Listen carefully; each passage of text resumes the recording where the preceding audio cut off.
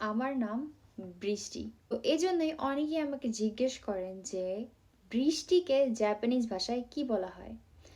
বৃষ্টি এই শব্দটা জাপানিজ ভাষায় কি? জাপানিজ ভাষায় বৃষ্টিকে বলা হয় আমে। আ মে, আমে। এটার মানে হচ্ছে বৃষ্টি অথবা রেইন। তো এটা তো জানলেন। আর একটা মজার ঘটনা শেয়ার করি আপনাদের সাথে। তো জাপানিজ ভাষায় বৃষ্টি হচ্ছে আমে। আমার নাম বৃষ্টি, তো এই জন্য আমার বর আমাকে মজা করে আমে চান বলে থাকে মাঝে মাঝে। আমে চান, চান সাধারণত মজা করে বা দুষ্টুমি ছলে অনেক সময় সানের জায়গায় চান হিসেবে বলা হয়, এবং এছাড়া বাচ্চাদের নামের সাথে চান ইউজ করা হয়েই থাকে। যাই হোক, অত ডিসক্রিপশনে না যাই।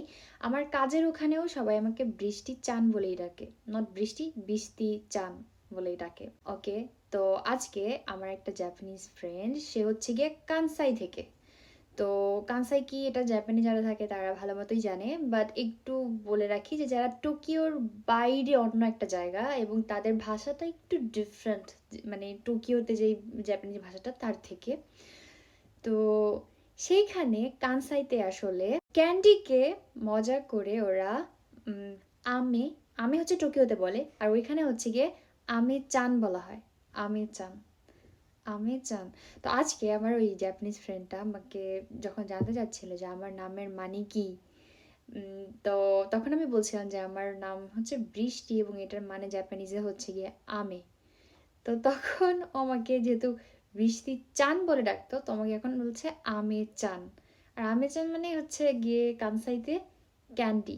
তো মজার ব্যাপার হলো এটাই যে আমাকে অনেকে মজা করে আমে চান বলতো, তার একটা নির্দিষ্ট মিনিংও রয়েছে। আমি যেমন এটা শুনে মজা পেয়েছি, তাই ভাবলাম আপনাদের সাথে শেয়ার করি। আমি জানি আপনিও মজা পেয়েছেন। শুধু শুধু কমেন্ট করতে যাবেন না, কে তোমার কাছে এটা জানতে চেয়েছে। বাই।